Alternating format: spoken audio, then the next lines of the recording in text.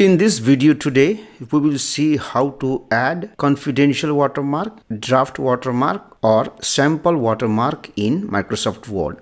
Now, I'm doing this one in Mac, but the process is same for Word in Windows also. So once you have opened a Microsoft Word document, click on this Design tab, click on Watermark. Go to Text, click on the drop down arrow, and you have a different option.